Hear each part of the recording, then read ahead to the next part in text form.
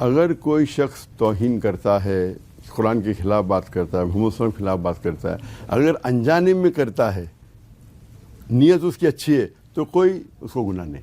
ٹھیک. لیکن اگر کوئی پوائنٹ آؤٹ کرتا ہے تو وہ سوری بولنا چاہیے، استغفار کرنا چاہیے. اگر کوئی جان بوجھ کے بھی کرتا ہے، شیطان بھڑکاتا ہے، پھر بھی اس کے بعد توبہ کرتا ہے تو اس کے لیے انشاءاللہ اللہ گناہ معاف کرے گا. توبہ کے 5 اصول ہوتے ہیں. نمبر 1، جو آپ غلطی کرتے ہیں اسے مانو غلط ہے. نمبر 2، اسے امیجیٹلی روکو. نمبر 3، پھر سے مت دہراؤ. نمبر 4، توبہ کرو. اور اگر اس کو انڈو کر سکے، مثال کس کا پیسہ آپ نے چوری کیے تو واپس دے دیجئے. اگر میں نے غلطی سے کچھ بول دیا تو میں آ کے معاف مانگوں گا، تو انڈو کرنا. رائٹ. یا میں نے کچھ لکھ دیا تو میں اب وہ لکھنا بند کر دوں. بند کر دو ایک چیز ہے، اور بولو بھی کہ میں لکھا غلط نہیں، غلط. انڈو کر دیا آپ نے. ٹھیک. یہ کہ تو انشاءاللہ اللہ معاف کرے گا. شرک بھی کیے تو توہین تو دور کی بات ہے. اگر شرک میں کوئی انسان کرتا ہے، آج کے کوئی بھی غیر مسلم اگر اسلام قبول کرتا ہے اس کے سارے گناہ معاف.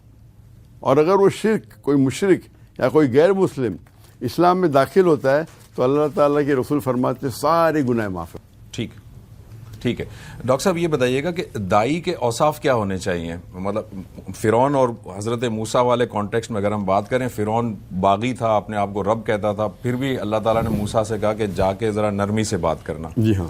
تو اگر ایسا کوئی داعی ہے جو کہ جس کا بیہیویئر ہیومیلیٹنگ بیہیویئر ہے، جو اپنے علم کا روب دوسروں پر جماتا ہے وہ داعی، اس طرح کے داعی ہونے چاہیے یا داعی کے کچھ اوصاف حدیث میں یا قرآن میں بیان ہوئے ہیں؟ داعی کی کئی اوصاف ہے قرآن میں اور حدیث میں بھی. ٹھیک. نمبر 1، جو بھی چیز حرام ہے قرآن شریعہ میں وہ عام مسلمان کو نہیں کرنا چاہیے، اور داعی کو تو ایکسٹرا کیئرفل، جنرل رول ہے. بالکل ٹھیک. ایسا نہیں کہ گزر بسر عام مسلمان کریں گے اور داعی نہیں کریں گے. اللہ کے رسول اور کرتے تھے. بالکل صحیح ہے. تو جو بھی اصول عام مسلمان کے لیے، داعی کو اور کیئرفل رہنا چاہیے. ٹھیک. اور اچھا تو اور اچھا ہونا چاہیے، پرہیز تو اور پرہیز کرنا چاہیے. مثال کے طور پہ سونا پہننا حرام ہے. کچھ لوگ پہنیں گے گولڈن کلر واچ، تو فی نفسی سونا حرام ہے، گولڈن کلر حرام نہیں. صحیح. لیکن داعی اگر گولڈن واچ، عام مسلمان بھی نہیں پہننا چاہیے. ہاں. کیا گولڈن کلر کی واچ. رائٹ. لیکن داعی کو اور کیئرفل رہنا چاہیے کہ کس کو غلط فہمی نہ ہو جائے. ٹھیک. مثال کے طور پہ اللہ کے رسول فجر کے بعد اپنی اہلیہ سے گفتگو کر رہے تھے مسجد کے باہر کوئی، اور ایک دو صحابہ جاتے، ایک دو صحابہ تو بولتا ہے بولا یہ میری اہلیہ ہے. تو صحابہ استغفر اللہ، ہم تو اور سوچ ہی نہیں سکتے. مطلب شیطان نہ کس کے دماغ میں آ جائے کہ اللہ کے رسول کوئی غیر محرم سے بات کرے گفتگو صبح کے ٹائم پہ. تو اللہ کے رسول جب احتیاط لیتے ہم کون ہیں؟ تو داعی کو احتیاط لینا چاہیے. اور جہاں تک کہ آپ نے بدگمانی تو ہونا ہی نہیں چاہیے. لیکن اگر آپ جنگ کے میدان میں جاتے، وہ آپ پہ اٹیک کر رہا ہے اور آپ ڈیفینڈ نہیں کریں گے تو اس time sometimes attack is the best form of self defence. Attack is the best form of self defence. یعنی کوئی آپ سے ویسے آرگیو کر رہا ہے تو آپ اس کو پھر اسی طرح سے جواب دیں گے. عام طور پہ قرآن کی آیتیں جاہل آتا ہے تو اسے کہ قالوا سلاما.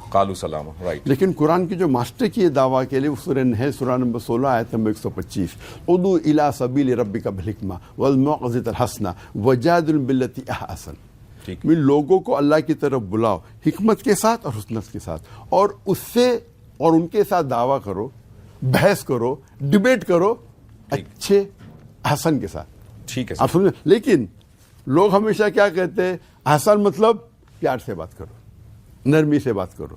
بے شک اکثر ہے، ہمیشہ نہیں ہے. تو جب دیدہ صاحب جاتے تھے بات کرنے کے لیے تو آرگنائز کیے تھے، شیخ صاحب ذرا نرمی سے، مجھے بھی جاتے ہیں دیکھتے کہ بھائی بہت سے نان مسلم ہے، ذاکر بھائی ذرا حکمت کے ساتھ بات کرو. یعنی مجھے انڈائریکٹلی بول رہے کہ بھڑکو مت، ٹھیک، پیار سے بات کرو.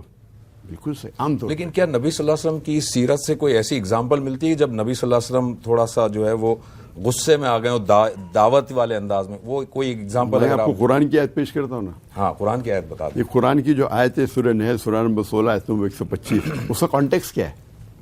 کانٹیکس سے آپ اگر رکوع کے شروع میں جائیں گے، جی، سورہ نحل سورہ نمبر 16 آیت نمبر 120، اس میں لکھا ہے ابراہیم علیہ السلام ایک مثال ہے. رائٹ. آپ محمد صلی اللہ علیہ وسلم کی بات کر رہے، ابراہیم علیہ السلام کی مثال قرآن میں ذکر ہے.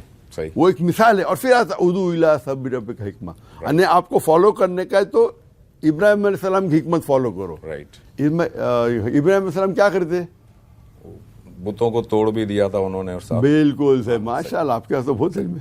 ٹھیک. ہاں نہیں میں توڑ دیا. اور کیا بولا, کس نے توڑا اس کو, وہ بڑے بت سے پوچھو. یہ حکمت ہے. ٹھیک.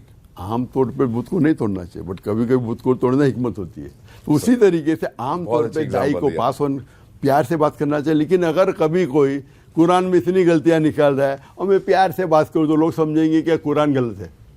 تو کبھی کبھی دیدار جیسا شعر بننے پڑتا ہے. تو میں کہتا ہوں کبھی کبھی دیدار جیسا شعر بنو ماشاء اللہ, اور کبھی کبھی اکثر پیار سے بات. ڈاکٹر صاحب آپ کا جو ہے آپ کی پوری ماشاءاللہ زندگی, آپ کا مشن ہے دعوت دینا, تزکیہ کرنا, لوگوں کو دین کی طرف بلانا. ہم دیکھتے ہیں کہ جو ہمارے مذہبی طبقے ہیں ان میں ایک کانسیپٹ یہ ہے کہ بھائی ہمیں اللہ تعالیٰ نے دعوت کے مقام پر بھیجا ہے, دعوت کے لیے بھیجا ہے, ہمیں دعوت دینی ہے. دوسرا مذہبی طبقہ یہ کہتا ہے کہ نہیں, ہمیں اقامت دین کرنا ہے, یعنی دین کو نافذ کرنا ہے. تو بہت ساری جماعتیں ہیں جو کہ اسلامی جماعتیں ہیں لیکن وہ پولیٹکس میں ہوتی ہیں, اور وہ ان کا آرگیومنٹ یہ ہے کہ ہم جب تک دین کو پوری طرح نافذ نہیں کر لیں گے تو دین نافذ نہیں ہوگا. تو اقامت دین امپورٹنٹ ہے یا دعوت اور تزکیہ امپورٹنٹ ہے؟ ہمارے اسلام کے اندر توحید ہے پلر, نماز ہے دوسرا پلر, صوم ہے تیسرا پلر, زکوٰۃ ہے, حج ہے. کیا پہلا کرنا چاہیے, نماز یا توحید یا روزہ؟ سب امپورٹنٹ ہے بھائی. صحیح. توحید اوپر آتی ہے. رائٹ. لیکن اب لوگ توحید کروں گا تو نماز بھی ضرورت ہے. روزے کے رمضان کے موقع پہ روزہ بھی کرنا چاہیے, اور میں روزہ کروں گا, روزہ رکھوں گا, نماز نہیں پڑھوں گا, یہ سب امپورٹنٹ ہے. سب جو آپ کے اختیار میں ہیں اللہ تعالیٰ اس کا حساب کتاب آپ سے لے گا. آپ کو اگر قوت دی بات کرنے کی, آپ حق کی بات نہیں کریں گے تو آپ ذمہ دار ہیں. ایک انسان کو بات کرنے کا طریقہ بتانے, بات نہیں کرنے, تو اس میں پوچھنے ہوگی. تو جہاں تک کہ آپ نے کہا ایک اقامت دین اور دوسرے کیا کہ آپ نے دعوت دینا, دونوں اہم ہیں. دونوں ایک ہوتا ہے اقامت دین دور اندیشی, سمجھ گیا. لیکن گھر کے اندر ہی میں لوگ اسلام نے فالو کر رہے, اقامت دین رکھوں گا, میری زندگی میں نہیں ہے, میں اللہ کے رسول کو فالو نہیں کر رہا ہوں, میں داڑھی نہیں رکھ رہا ہوں, میں ڈھکنے کے اوپر نہیں پہن رہا ہوں, میں نماز نہیں پڑھ رہا ہوں, اور بولے گا میں پورے دنیا میں اقامت دین کروں گا, میں میرے ملک میں اقامت دین کروں گا, خود کی زندگی میں اقامت دین نہیں. مگر آپ نے سنیے میری بات, جی میں دے رہا ہوں جواب. اوکے. تو میرے زندگی میں اسلام نے, میں بولا ملک میں اسلام ہونا چاہیے, تو اقامت دین کے مرحلے ہوتے ہیں, اسٹیجز, مرحلے. ٹھیک ہے. میرا ایم اقامت دین ہے, پہلے میں تو مسلم بنوں, پھر میرے فیملی کو بناؤ, پھر معاشرے کو بناؤ. اس کا مطلب نہیں میری فیملی اگر اسلام نہیں فالو کر رہی ہو میں سیکنڈ اسٹیپ پہ نہیں جاتے, مجھے تو فالو کرنا چاہیے. ٹھیک. قرآن کے اندر مثال ہے کہ کئی پیغمبر کے بچے بھی ان کو فالو نہیں کیے. رائٹ. حضرت نوح اور نوح علیہ السلام, لوط علیہ السلام, بیوی ہے, بچے ہے. اس کا مطلب نے دعوت چھوڑ دیا, لیکن دعوت انہوں نے دی.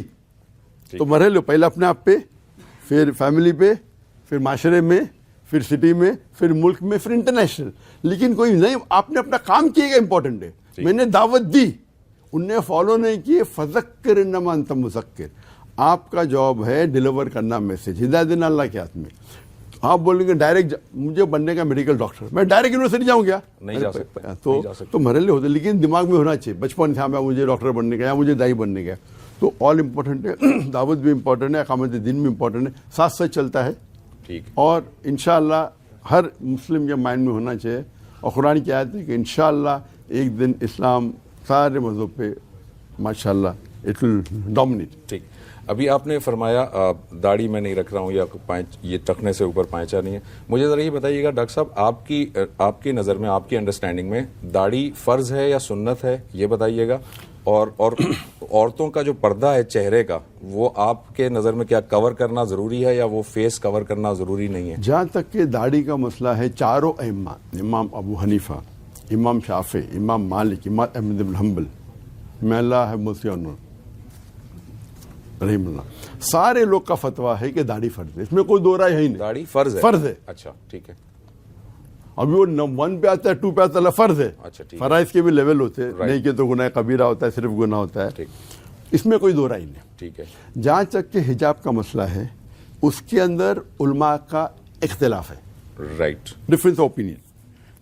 اور سب لوگ مانتے ہیں کہ ایک خاتون کو سارے جسم ڈھکنا چاہیے.